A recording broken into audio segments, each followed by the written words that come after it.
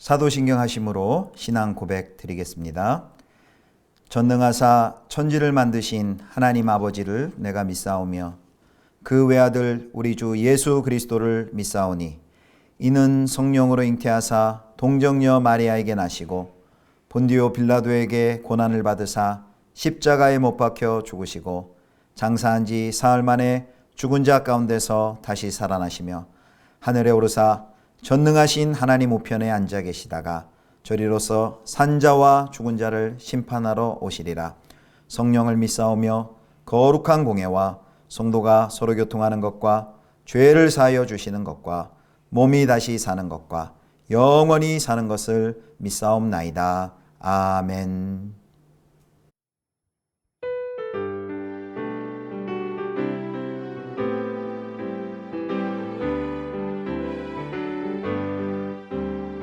슬픈 마음 있는 사람 예수 이름 믿으면 영원토록 변함없는 기쁜 마음 얻으리.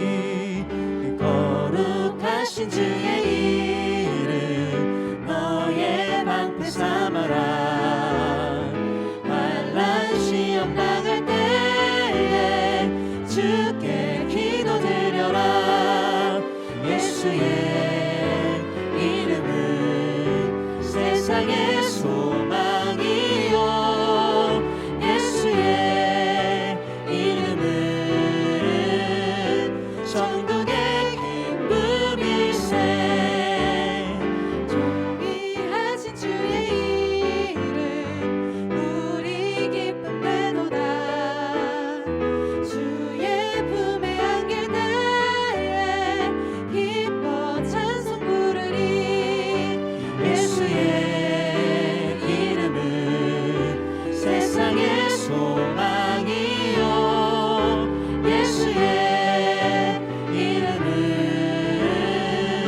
천국의 기쁨일세. 우리 갈 길 나간 후에 보좌 앞에 나가 왕의 왕께 경배하며 멸류관을 드리리. 예수의 이름은 세상의 소망이요. 예수의 이름은 천국의 기쁨일세.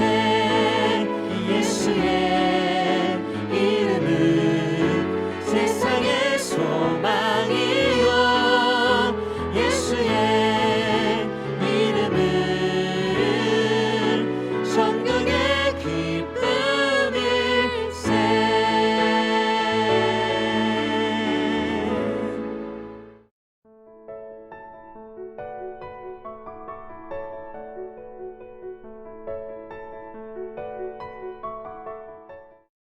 모세가 산에서 내려와 백성에게 이르러 백성을 성결하게 하니 그들이 자기 옷을 빨더라.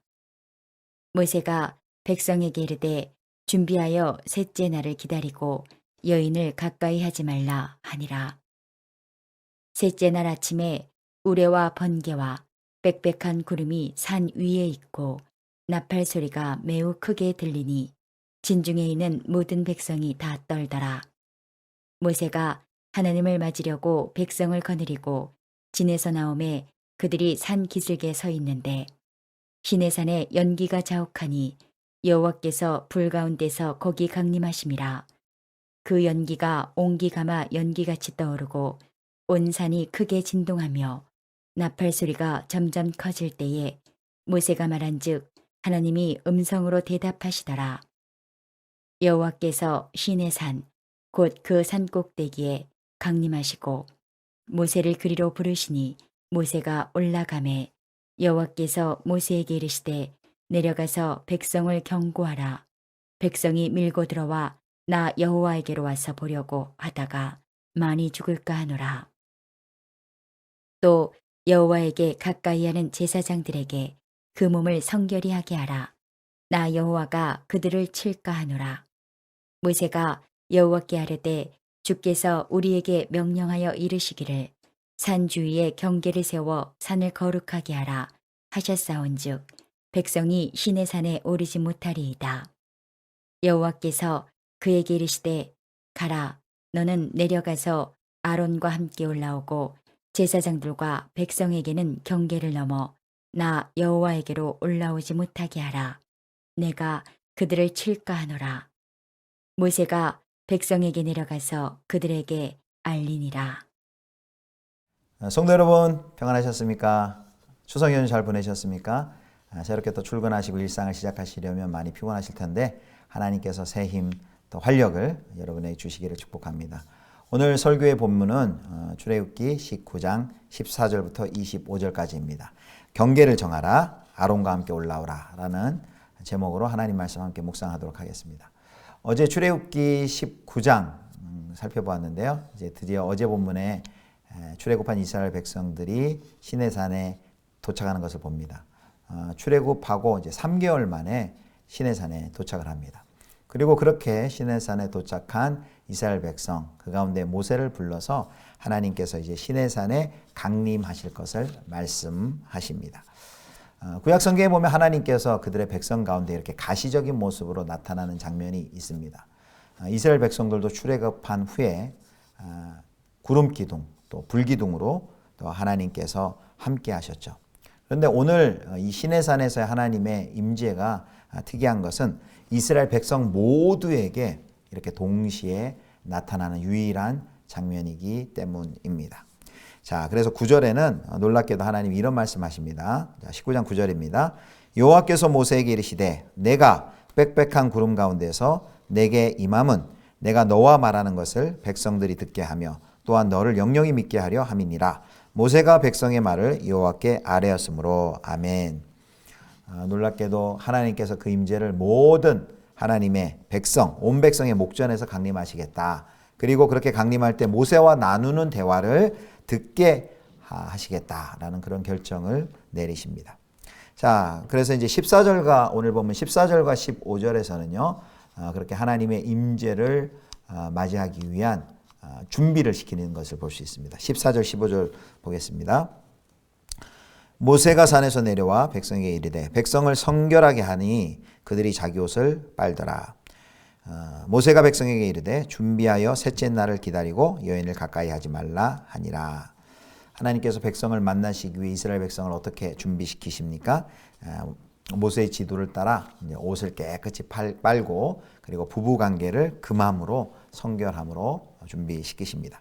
그리고 드디어 셋째 날 아침 모세와 이스라엘 백성들은 하나님을 맞으려고 시내산 산기슭으로 나아갑니다. 거기에 서 계실 때 하나님이 임재하십니다. 그 하나님의 임재의 모습을 출애굽기 19장 17절에서 18절까지 이렇게 나타내고 있습니다.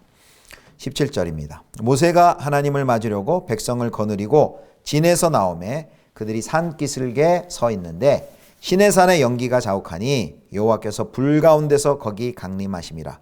그 연기가 옹기가마 연기같이 떠오르고 온 산이 크게 진동하며 나팔 소리가 점점 커질 때에 모세가 말한즉 하나님이 음성으로 대답하시더라. 여러분 어떻습니까? 18절 묘사를 보면 마치 그 화산이 폭발하는 것 같은 그런 모습입니다. 그런 모습을 연상시킵니다. 여기 연기와 불이 나오는데요. 연기와 불은 하나님의 임재, 또 하나님의 현현의 전형적인 성경에서의 현상입니다. 그리고 또 비슷한 장면이 신약에도 있죠. 사도행전 2장에 오순절 성령 강림할 때도 이 묘사가 비슷합니다. 하늘로부터 급하고 강한 바람 같은 소리가 온 집을 채웠고 또 혀처럼 불의 혀처럼 갈라지는 그런 역사가 있었죠.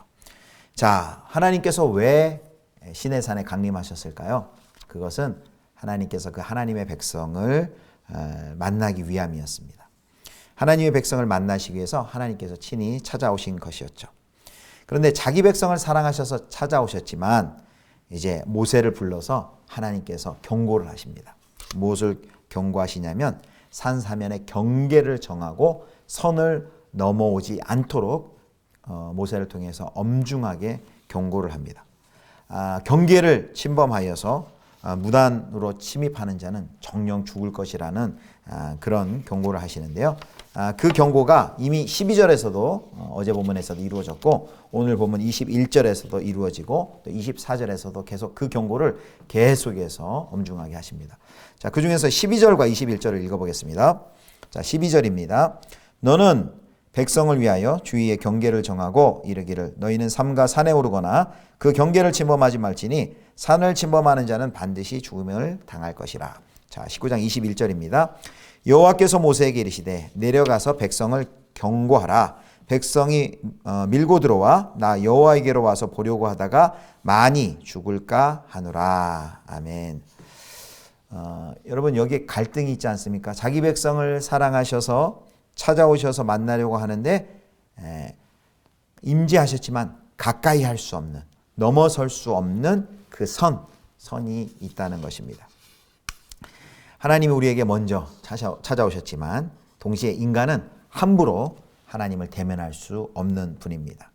백성들이 정해진 지경을 밀고 막 들어와서 자신들의 어떤 잘못된 호기심, 부주의, 그릇된 열정, 그리고 종교적 집착으로 말미암아 그 선을 넘어버린다면, 그리고 그 자신의 노력으로 어떻게 하든 거룩함을 얻어보려고 잘못된 시도를 한다면은 하나님께서 그들을 치신다라는 말씀입니다. 여러분 무엇이 이렇게 하나님과 이스라엘 백성 사이에 가까이 갈 수 없는 선을 만들어 놓았나요? 바로 인간의 죄 때문입니다.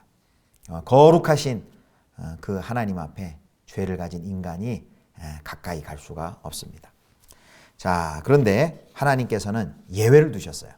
오늘 19장 24절에 보면 지도자인 모세와 그리고 예외적으로 아론만큼은 그 경계를 넘어 여호와께 더 가까이 나올 수 있도록 허락해 주십니다. 자, 19장 24절입니다. 여호와께서 그에게 이르되 가라 너는 내려가서 아론과 함께 올라오고 제사장들과 백성에게는 경계를 넘어 나 여호와께로 올라오지 못하게 하라. 내가 그들을 칠까 하노라.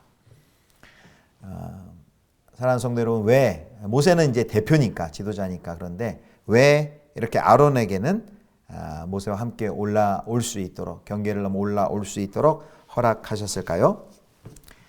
아론은 이제 앞으로 대속제물을 드려야 할 대제사장이 될 것이기 때문입니다. 그래서 대제사장은 1년에 한 번 백성들을 대표해서 대신해서 지성소에 들어가는 것이 이제 허락이 될 것입니다.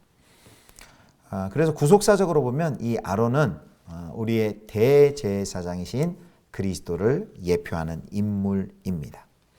아론은 짐승의 피를 가지고 이제 제사를 드리고 지성소에 들어갔으나 우리의 대제사장이신 예수 그리스도께서는 히브리서 9장 12절처럼 자신의 피를 가지고 들어가십니다. 자, 9장 12절, 히브리 9장 12절 보겠습니다. 염소와 송아지의 피로 하지 아니하고 오직 자기의 피로 영원한 속죄를 이루사 단번에 성소에 들어가셨느니라. 아멘.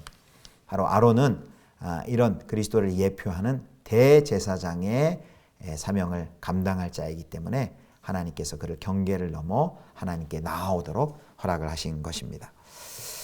오늘 설교의 제목이요, 경계를 정하라, 아론과 함께 올라오라입니다. 하나님과 인간 사이에 인간의 무도한 죄로 인하여서 경계가 세워졌습니다. 그런데 그 경계가 철폐가 되고 하나님께 담대히 나아갈 수 있는 유일한 방도가 무엇입니까? 오늘 본문이, 오늘 그림이 보여주는 것은 바로 예수 그리스도의 대속의 피로 말미암아 가능함을 우리에게 보여주는 것입니다. 그러므로 사랑하는 성도 여러분, 우리는 신의 산이 아닌, 우리는 어떻게 하나님을 알고 경험할 수 있습니까? 바로 예수 그리스도를 통해 예수 그리스도의 십자가 앞으로 나아갈 때 그 하나님을 경험할 수 있습니다. 예수 그리스도를 만나고 그리스도 예수의 우리를 위해 죽으신 그 십자가를 경험할 때 우리는 하나님을 새롭게 인식하게 되고 그분의 뜨거운 사랑을 경험하게 됩니다. 바로 예수 그리스도 하나님의 아들을 통한 계시는 하나님과 우리와의 관계를 변화시키시고 하나님의 백성을 새로운 능력으로 서게 할 것입니다. 그러므로 우리는 날마다 이제 구약시대 신의 산 앞에 두려움에 떨고 있던 이스라엘 백성이 아니라 바로 우리를 위하여서 십자가 지신 그 예수 그리스도, 중보자이신 예수 그리스도를 힘입어서 담대히 은혜의 보좌 앞에 나아갈 수 있는 것입니다. 사랑하는 성도 여러분, 날마다 이 예수 그리스도를 힘입어 하나님의 보좌 앞으로, 은혜의 보좌 앞으로 담대히 나아가실 수 있기를 주님의 이름으로 축복합니다. 기도하시겠습니다. 하나님 아버지, 우리 구주 예수 그리스도를 통해 하나님 앞에 담대히 은혜의 보좌 앞으로 나아가게 하시니 감사를 드립니다. 날마다 하나님의 보좌 앞으로 나아가 주님과 교제하며 하나님께 영광 돌리는 복되고 은혜 충만한 삶을 살게 하여 주시옵소서. 날마다 이 특권을 누리며 살아가는 은혜가 있게 해 주옵소서. 우리 구주 예수 그리스도의 이름으로 기도드립니다. 아멘. 주님 가르쳐 주신 기도하겠습니다. 하늘에 계신 우리 아버지여, 이름이 거룩히 여김을 받으시오며 나라의 임하옵시며 뜻이 하늘에서 이룬 것 같이 땅에서도 이루어지이다. 오늘날 우리에게 일용할 양식을 주옵시고 우리가 우리에게 죄 지은 자를 사하여 준 것 같이 우리 죄를 사하여 주옵시고 우리를 시험에 들게 하지 마옵시고 다만 악에서 구하옵소서. 대개 나라와 권세와 영광이 아버지께 영원히 있사옵나이다. 아멘.